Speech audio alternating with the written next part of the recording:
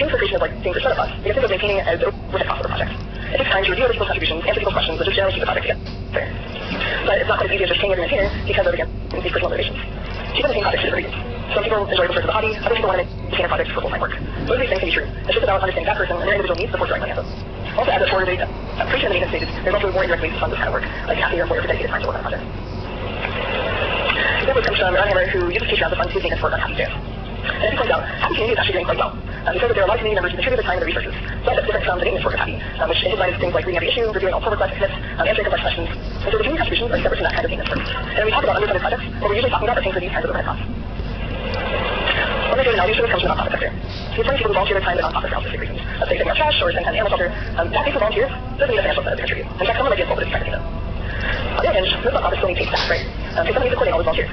And when you're spending endless hours in that kind of overhead work, altruism is probably not going to keep you there. It's not necessarily a bad thing. It just means that projects have different roles with different kinds of incentives, and money can help support them. So using money to introduce it to the right person at the right time. One thing I hope you'll take away from this is that money doesn't replace community contributions. Projects still need engaged contributors and welcoming communities to keep them alive. At the same time, money equals resources. And when you have resources, you can use that friction, you can use that to reduce friction, and help people do the things that they already feel motivated to do. That's all I got. Thanks.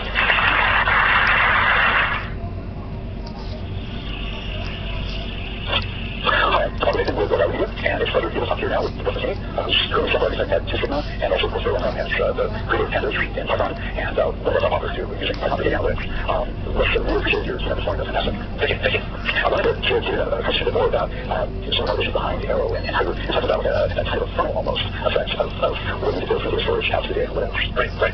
Yeah, well, I would say that Arrow is part of a much longer journey that I've been on over the last 10 years or so. When I started out, I didn't know much about doing data analysis. We're building data systems, and I was attracted to the Python programming language and found this ecosystem of scientific computing tools, and pretty quickly I set about building myself a tool set for statistical analysis and data manipulation, and have some of the kinds of features that are found in R and other statistics-focused programming environments. And I spent from the middle of 2008 through the end of 2012 really focused on pandas. And there was a period of time where I didn't have a day job, and I was basically burning up all of my savings working on pandas because I felt that it was really important that the Python ecosystem got over that hurdle of getting to a place where it's a viable language for doing what we now call data science, that you can read data, you can manipulate it, you can do exploratory analytics, you can visualize it, and then you can hand that clean, prepared data off to statistical models. And of course, during this time, we also had to build a body of statistical modeling libraries, so things like SAS models, things like scikit-learn, also got started during that time. So we needed this convergence of technology to have a big whole ecosystem successful. But as time went on, when in the early days of pandas, we built the project using the best of what was available in the Python ecosystem, and that led to accumulation of technical debt.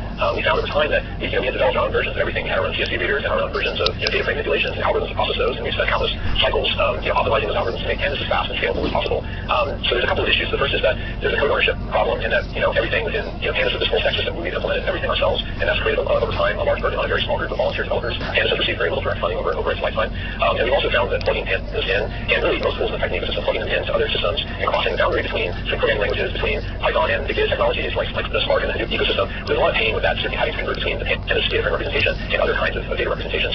So the Arrow project, I didn't come up with on my own, but as I started looking around, this is when I was at Cloudera, and I was looking to make Python more of a first-class citizen for working on big data. So I was looking at things like Impala for running Python code inside the analytic SQL engine, looking at Python on Spark, and how we can make those integrations stronger. And one of the things that jumped out was we need a way to exchange data with these systems that's efficient and is reasonably standardized. And so I started looking around, like, is there anyone else that is thinking about this problem of that every system has their own, even open source, but they have quote-unquote proprietary data formats. And so whenever you jump from one system to another, you pay this serialization, this crossing penalty. And so I spent about 6 months or so looking around and trying to get as many people in the room as possible to at least talk about the problem and to discuss, like, is this a common enough problem where we can develop a solution that's that we can all adopt and grow and develop to meet a broad set of use cases. So by the end of 2015, we got enough people in the room to say, like, this is something we really believe in and something we want to make a community project and standardize and start building integrations so that the next generation of data systems all can use this common data format. And so it took us a little while to come up with an Arrow, and we went through, we had to jump through a few hoops with the Apache Software Foundation to set up the right governance structure and to pull some IP out of the project. So the initial version of the Java implementation of Arrow came from the Apache Pro project. But we felt really strongly about setting up a community-first project where we can develop the format in an open and transparent way to bring as many people into the process as possible and make this something that the community owns and it can be really widely adopted. I think the last thing that we would want to do is to have this be kind of replicate a special data frame format or a format that's created by a startup or a big data company, because that can create the perception of governance conflicts and other issues. So we wanted this to be the community's project and to build it in full view.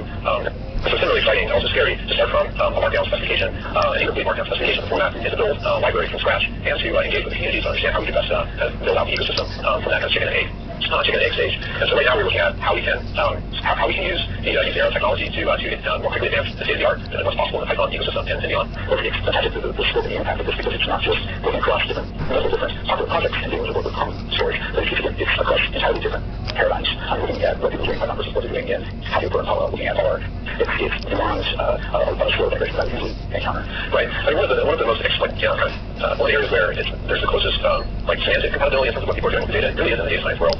We have Pandas data frames, Python, R data frames, Julia has data frames, PaxSpark has data frames. And if you look at their internal data model and the semantics of manipulating those objects, there's a lot of similarity. Even the code has come out looking very similar. When Spark looks to build an API that looks like data frames for the Spark SQL, one time they chose to emulate Pandas, emulate R as closely as possible, so that when users were working with data in Spark, that they could use the same knowledge that they accumulated as R programmer. Part of the Spark runtime. But the hard part there is that we have so many years of years of development creating libraries of algorithms and modeling tools which are very tightly coupled to data frames in R, data frames in Python. And that is one of the key challenges is that if we want to be able to share code and infrastructure between the Python world and the R world, for example, we will have to rebuild any of those algorithms to be based on a common memory format that is not particular to R, not particular to Python. So I find that I found that the chicken and egg problems often drive away contributors because it is very daunting and by its nature the work on a chicken and egg problem is often not useful and probably reaches the point of critical mass. But the interesting part is that in something like this, all the technology is composable. So if you build two tools which know about Arrow memory, those tools compose. If you build a data connector which returns Arrow data, that can compose with any other tool that uses Arrow. So there's this cumulative effect, kind of gestalt where the whole is greater than the sum of its parts. And so what we've been doing over the last year and a half is not only in stabilizing and hardening the Arrow format, so the format is changing. And there's lots of fine details, timestamps and decimals and the fringe parts of memory representations. We want to make sure all that's stable so that we can focus on building libraries of analytics code which can be used very easily between environments. One of the reasons is that serialization. We can add classifications for sort of the early years of Hadoop and Lush. The data jobs that are running, you spend so much time doing serialization, deserialization. And what's striking me about, if I understand correctly, what's striking me about Arrow is that we can address correctly the node performance by using columnar formats. Now we can allow for pragmatic action, even more sophisticated means of taking all that data off the table. Right. That's right. Yeah. And we aren't reinventing the wheels as far as columnar data formats or even columnar storage. So people talk about Arrow with Parquet or which are columnar storage formats. Really, they're complementary technologies where you need data from those storage formats and then you put it in Arrow memory. But you can imagine an I/O pipeline where you serialize chunks of data from columnar formats into Arrow and then you apply predicates and filter those chunks of data as they're coming through the pipeline. You mentioned serialization overhead. This is one of the biggest motivations for the project. In fact, serialization, particularly when you jump between operators within a single system or if you are using two systems, is part of solving a bigger problem. And this is certainly true in multiple MapReduce where so much of what you profile the runtime of the job and whether time is actually being spent, so much of the time is spent, 50, 80 or 90% or more time is deserializing, parsing the format from HDFS or wherever the data is stored, putting that in intermediate data structures, performing the analytics, and then reserializing and writing the results back out to disk. So particularly as data processing systems are moving to more of an in-memory and shared memory model where data in between operators is not persisted to disk. It may move between processes, but if it moves between processes, it goes through shared memory. So to be able to move data between processes without serialization is very, very powerful. And so we've invested a lot of time thinking hard about how that quote-unquote serialization works so that if I have an Arrow data set in a particular process, that I can expose that data to another process or another thread of execution without any serialization. So effectively on the receiver side, it's looking at the metadata and then moving pointers around to be able to access each column in the data set. So it's because of Arrow, then it sounds like it's tracking closely with what's going on in the evolution of hardware, having physical, having larger spaces, and taking advantage of those as opposed to having a lot of those servers in the cluster. Yeah, absolutely. And you see, particularly with what's happening with the non-volatile memory technology and 3D cross-porting from Intel. So you have just absolute throughput to disk. There's this convergence happening in performance and latency between solid-state drives and DRAM. So it's kind of needing. And so it may not be a full convergence, but the architecting the systems with high-speed non-volatile memory in mind, that is kind of how a lot of systems need to evolve in the future, so that you see that disk is slow, and so you might be able to get better absolute throughput by serializing and even columnar compression with something like Parquet format. You can make the data really small, and even though your disk is fast, but the data store is so small that you can deserialize much faster in that kind of highly encoded and compressed form. But when you're dealing with super fast disk and you have a zero copy memory format, that concern kind of goes away in a lot of cases. So one thing that I was looking at this thing about this was that as you say Parquet or other kinds of formats of storage, there's the data rush, there's the data memory, there's different layers involved here. So you look at something like Parquet for data rush, for the data representation, data frames being used across different processes, it's just another way around that in terms of the DAG of what needs to be computed. And I saw you talking about that. Is that forward-looking? Is that an extension of the process? Absolutely. So the layering of technologies versus the memory format, then you need a way to manage shared memory, particularly in a multi-process environment. So one project one sub-project with Arrow where we've been working on this came out of the RAID project at UC Berkeley Rise Lab, where they developed a system called Plasma, which is a shared memory object store. And the idea is that it provides a third party for managing memory lifetime and shared memory. So if you create an object in one process, you would materialize that in the Plasma object store, and then another process can acquire a reference to that data. And so two processes say, okay, we're both done with this object, then it can be released to the memory.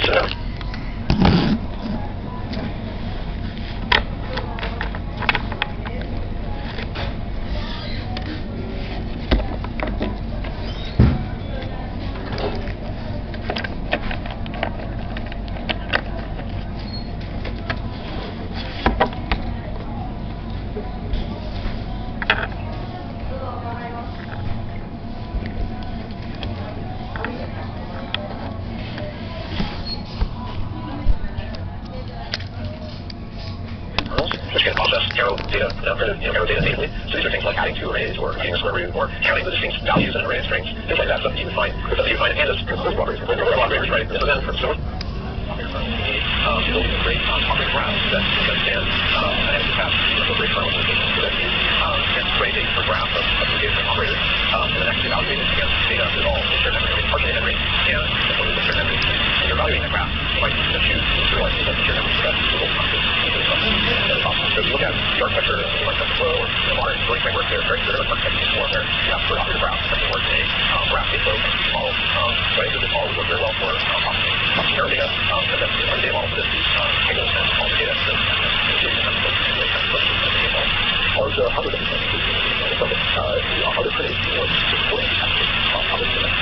Yeah, there are.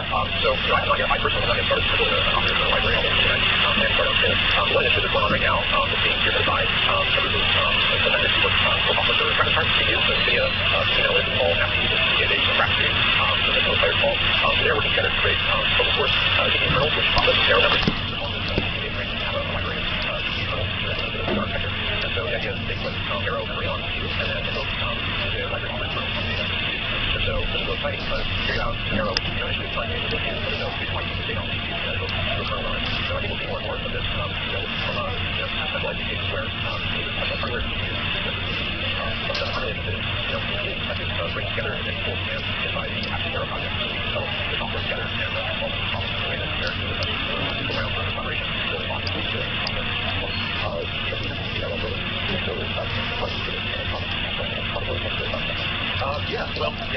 I said my talk actually several years ago that don't work and being a ticket is scary because you don't know if you're left and so you have to be against the position for a very long time. Often feedback cycles are very delayed, so background, you'll know for software for a long time, so you might build something and use things like really great and you think that you're contributing nothing